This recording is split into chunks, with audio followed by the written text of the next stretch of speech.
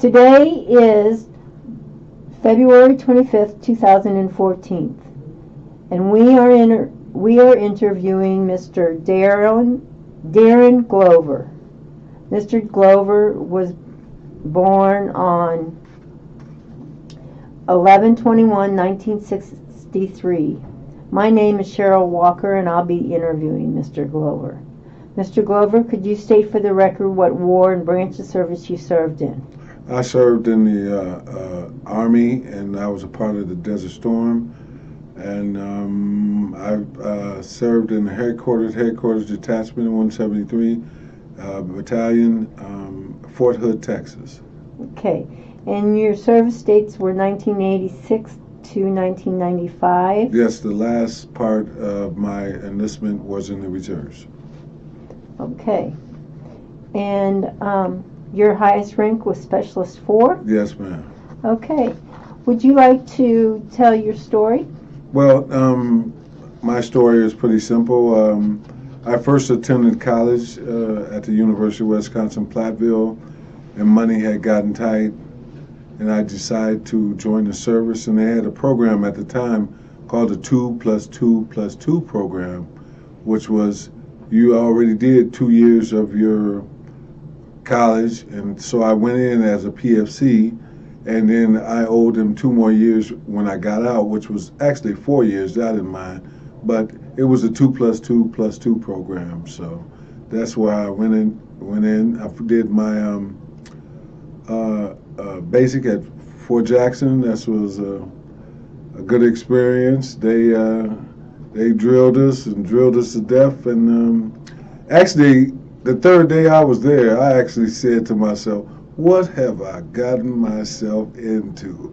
But it all turned out to be good. They made me the platoon guide after they fired the first platoon guide and squad leaders, and so I took my drill sergeant told me I took the group from a silk sow's ear to a silk purse. So I learned how to marshal troops and learned how to stand at attention and receive the command. So I learned a lot of things, and so they put a permanent letter in my file stating that.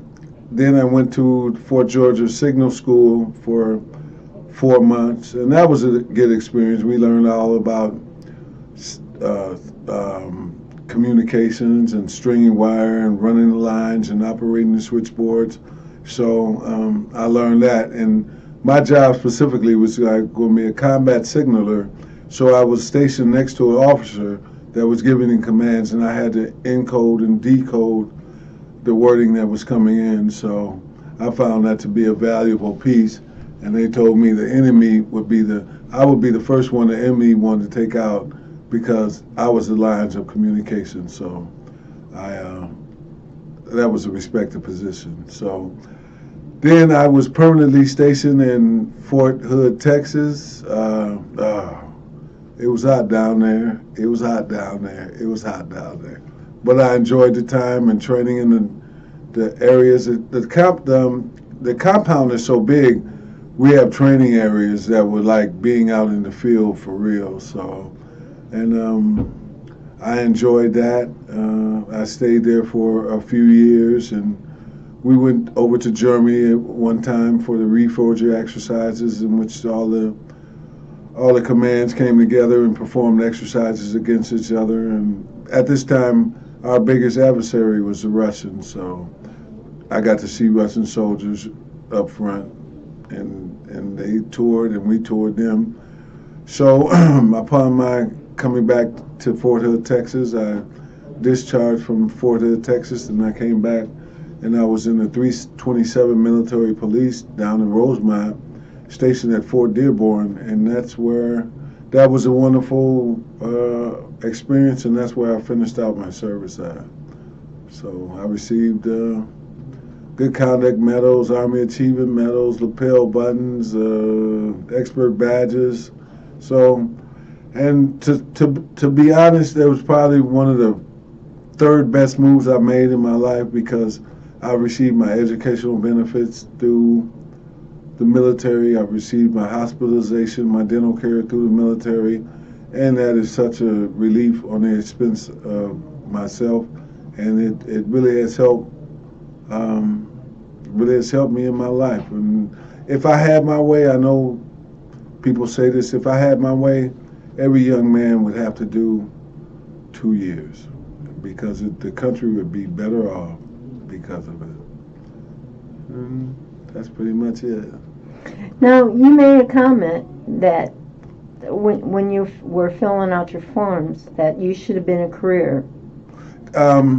If I look back on it now, I should have stayed the whole 20 years. I did 10, but we make decisions we regret, and that's one of them. Good. Now, you served in Desert Storm. We were stationed. We were part of the Desert Storm, but we were stationed stateside. So I didn't actually see any combat. So I'm not regretting that. I don't have an Army rifleman's badge on my shoulder, but I was a part of the conflict and I served. Mm-hmm. Mm-hmm. Okay.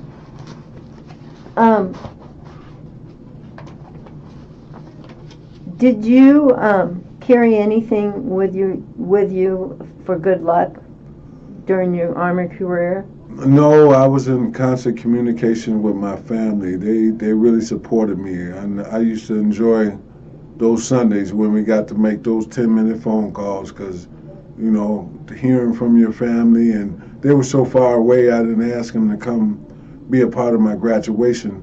But there were some soldiers that I bonded with, and they allowed me to be part of their graduation and things of their nature. So their family really accepted me. And I think 3 of us went with my guy Milton when we graduated. His family was from that area, so we didn't have far to travel. Well, that was nice. It was. And then when I was stationed and during Christmas time, my Sergeant Mormon, he took me home to his house for Christmas and gave me a present because he knew I was far away and I wasn't going home for Christmas that year. Well, that was nice. Veterans are some of the nice people you can meet. I believe that, honestly. Now, how long were you over in Germany? Okay, I was over in Germany for 9 months. We did a Reassurance Exercise over in Bremerhaven. We were stationed in Bremerhaven. We traveled on the C-130, and everybody else went over in commercial planes. But I don't know. We had all the we were top heavy, which I say that, which means we had a lot of officers in our unit, and we took the C-130. Everybody else was taking commercials, but the trade-off, was when we got to the place to stay, we had some nice barracks. Everybody else had the tents, and the officers had some nice barracks because we were the main hub of the battalion. So, but that was a trade-off. But that plane ride on that C-140 was not a pleasant exercise. Oh. Now, what's a reforger? Reforger was a training exercise that all of the NATO comes to, and that year was being held in Germany, and we were played war games. I actually saw opposition soldiers, Russian soldiers. We were with the Germans. We were with the French. We were with the NATO services participated in that, and we played these exercises, and they wanted to see how well we can stand up in battle. Okay, so that's why the Russian soldiers were there. Yeah, they were testing their mettle, and we were testing our mettle. Interesting.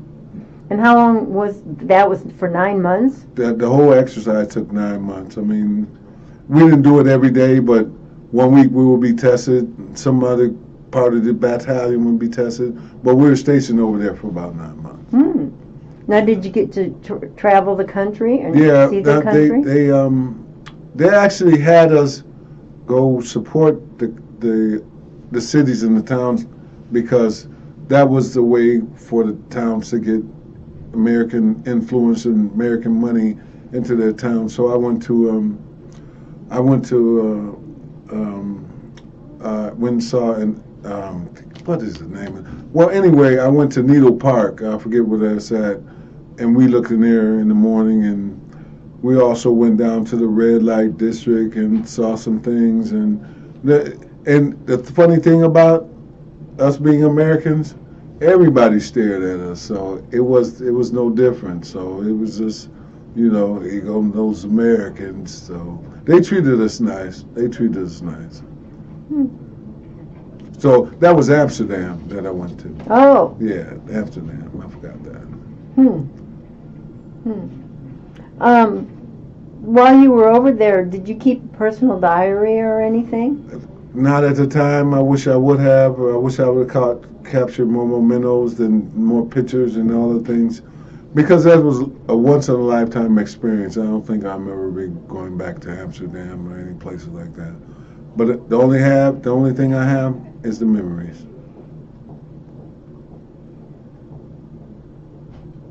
Did you have plenty of supplies and food and stuff like that? The POL was the fuel, and the food services. They went. The whole battalion went. So we were like,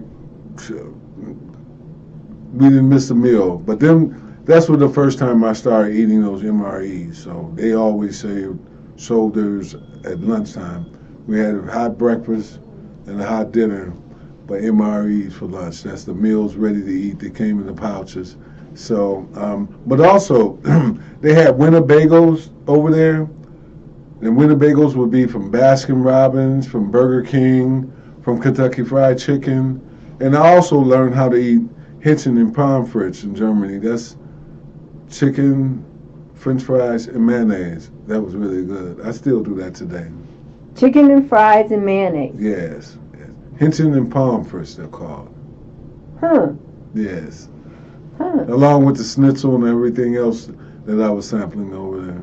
Huh. Yes. Interesting.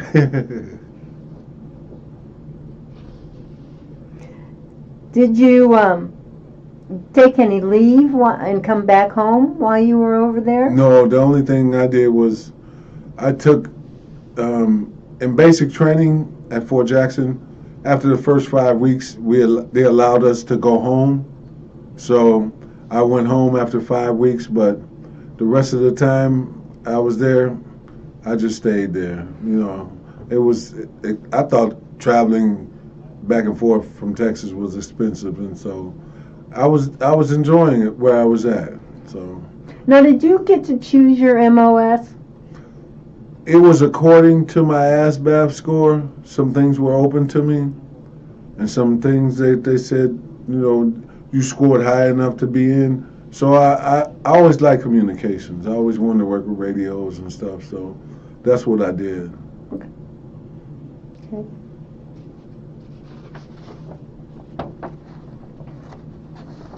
Did you guys pull pranks on each other? Oh, yeah. Everybody from my first sergeant was in on the pranks in Germany. A couple times they would tie your bootstrings together and then call a drill, and you jump out of the bed and your boots tied together and you fall flat on your face. Yeah, I remember that stuff. For sure. And then they glued your sleeping bag shut so you can't get out. There were pranks. But it was all in fun. I remember some of that stuff. But the tying the bootlaces together, that was a good one. Because I jumped up, ready to go downstairs, and it was a drill, and I fell flat over, and they just stood there and laughed. I remember that.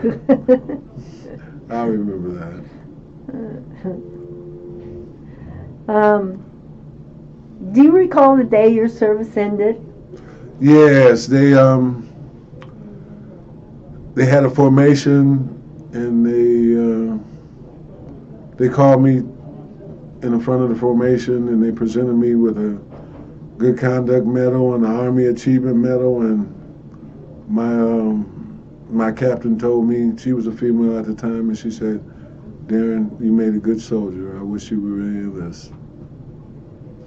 So that's pretty memorable. yeah, I won't forget that.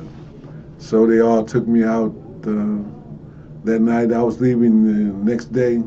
They all took me out, and we do what soldiers do. We partied hard. So yeah, I remember that. Did you fly home? Yes, I flew home from the Texas airport out in Dallas, and I went home, and my father and my two sisters were there waiting on me. So I was glad to see them. I was glad to be home, and I went home and saw my mother, and they cooked steaks, and it was like a regular homecoming. My buddies came by, and I was at home. Did you have a job waiting for you? No, actually, I drew unemployment for a while, and then I think I took my first job out of basic training. I mean, out of enlistment, was I started working at lens crafters.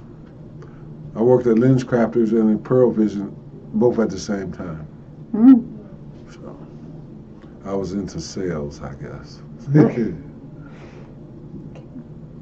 And did you go back to school at all, or use the? You know, that's a that's a good question.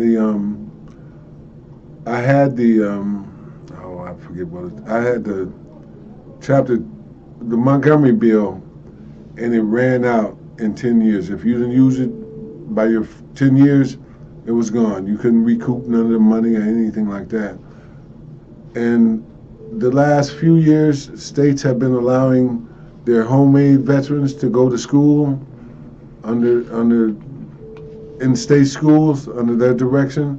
And so I just more recently, in 2009, went back to school, and I knew 3 classes to graduate. So by the time this comes out, I should have been graduated, and I didn't have to pay for anything. That's wonderful. I didn't have to pay for anything. It was my veteran grant. It was covering everything. And what is your degree going to be? As an administrative associate's degree, and it's in administrative office systems.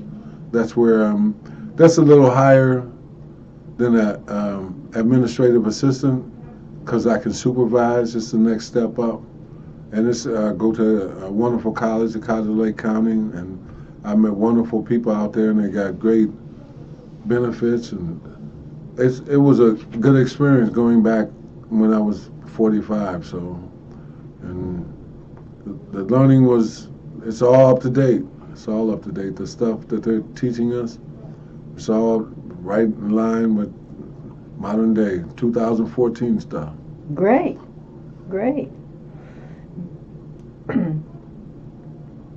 While you were in the service, did you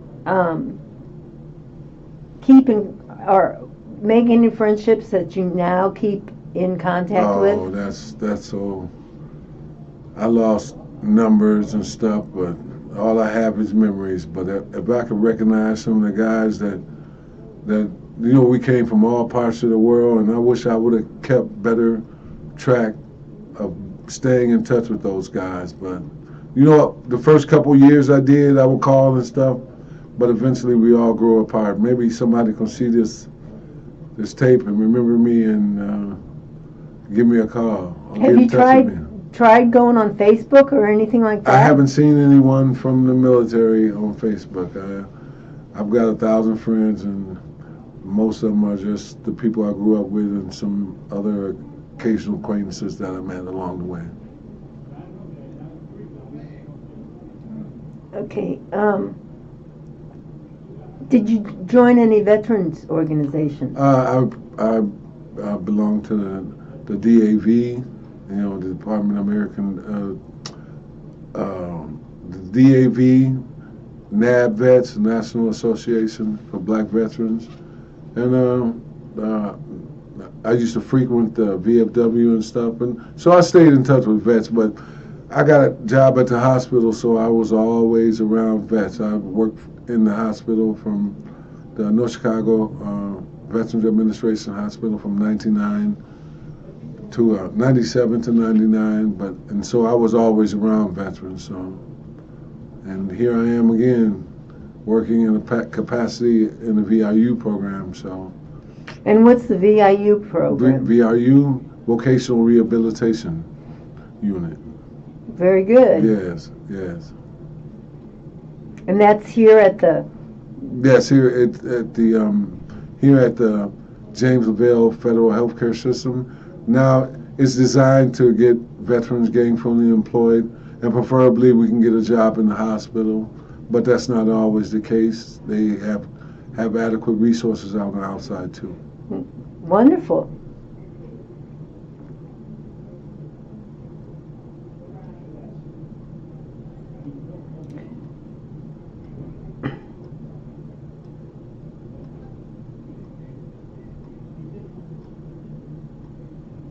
What do you think about the latest talk that they're wanting to cut the forces? Yes, that's you know, it's sad, but I can see it's happening. You know, we no longer have to be the big boy on the block. We can scale back some, and you know, we've met all the challenges almost, you know, except for the stuff like Al Qaeda and things like that nature. But you know, there was a need for the build-up when we were fighting wars on two fronts. But this always happens in peacetime. They always scale back in peacetime. But you know what? There'll be a lot of veterans that are competing for jobs or going to the hospitals. Or I think my personal view is the hospitals will have to expand because the influx of all the veterans going out, they will need the services that are provided. And I've taken advantage of them, and I think everybody else will. So that's what I think about it. I think it's needed. You hate to see people, hear about people losing their jobs, but if there's no major conflict to utilize the talent, it has to decrease. Do you think that the services that you've taken advantage of through the VA, do you think you would have taken advantage of those services without the service organizations? Oh no, they're a big part of it. They're the DAV and the NAB vets. They've helped me tremendously, and they get newsletters from them, and they update me of what's coming up for veterans and their families, and I've taken full advantage of it. I have, and some of the counties have specific things for veterans, and other states have specific things for veterans. Veterans make up a good deal of what's going on in the world today, in this country. I don't know how many of them there are, but it's a good deal of veterans in this country, men and women, young and old.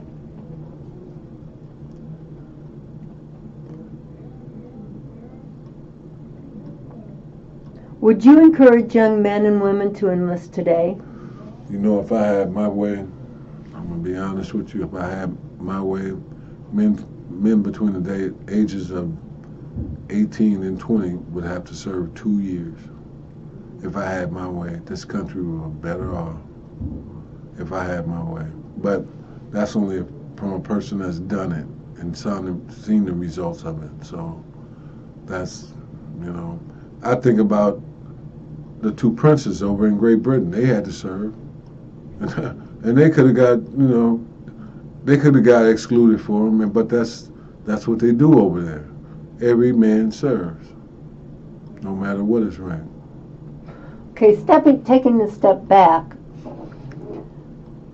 when you got off that bus or that plane, or I think it was probably a bus, Okay. for basic training, What were your thoughts? What in the hell have I gotten myself into? Because when we got off the bus, it was at a shopping center, and they were already yelling at us, "Get over here, ooh, get your butts over there, don't be quiet, stand in line." I was like, this is what I'd seen on TV. This is some of that Gomer Powell stuff. This is some of that stuff I've seen John Wayne and them go through. But I signed up for the long haul, and whatever they said do, I did it. It wasn't an easy pill to swallow when you first start. You know, you 18 to 23 years old, you think you know everything.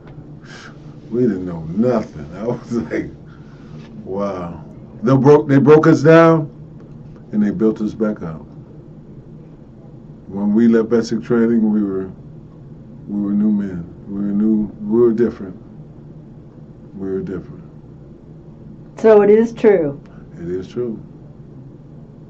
It is true. You go through basic, and you complete, it'll change a life. What is the one thing that you can say that made you a stronger person? It was the discipline. It was the dress right dress, the making my bed up every day so they could flip a quarter off of it, having my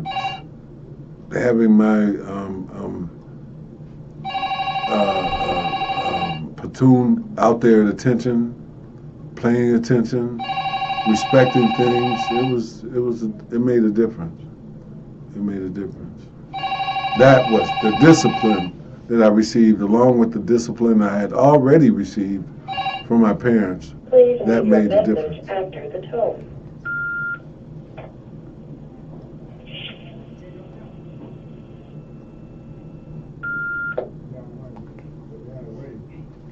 But it was the discipline that made a difference, and it reinforced some of my values that my parents had brought me up in, and it only confirmed some other ones. So that was the difference.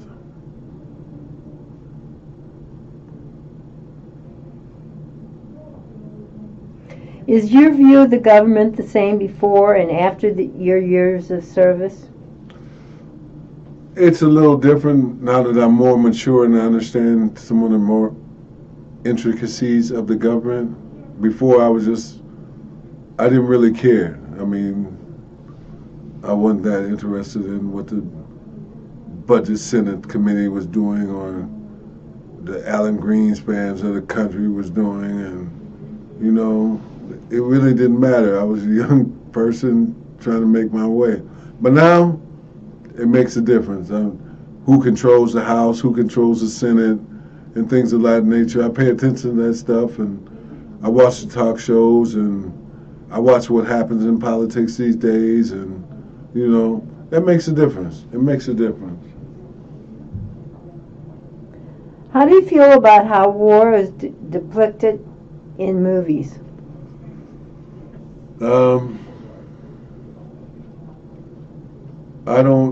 The best movie I saw, wartime movie in my lifetime, was Platoon, and that so reflected how some of the services were and how some of the relationships were, you know. So I thought that Oliver Stone, it should have been Picture of the Year. I read the book first, and then I watched the movie. So, you know, and I go back to some of the Audie Murphy and some of that stuff.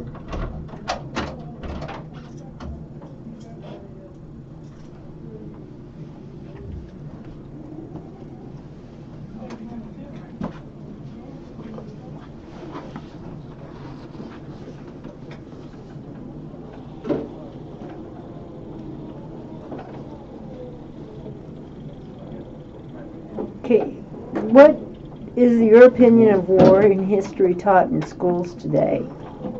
You know, I've studied all the wars, and I watched the documentaries on the History Channel, but the war I paid the most attention to was the Vietnam War. And I think I've tried to see everything on that war because there's lessons to be learned in wars, and that was a big lesson there. And then the way the combat was fought in World War II and the way it was fought in Vietnam was a whole lot different. And I think there's a lot to learn from the Desert Storms and Afghanistan and the Iraqi freedoms, and but for the most part, there's nothing good about the actual combating, but everything has a purpose.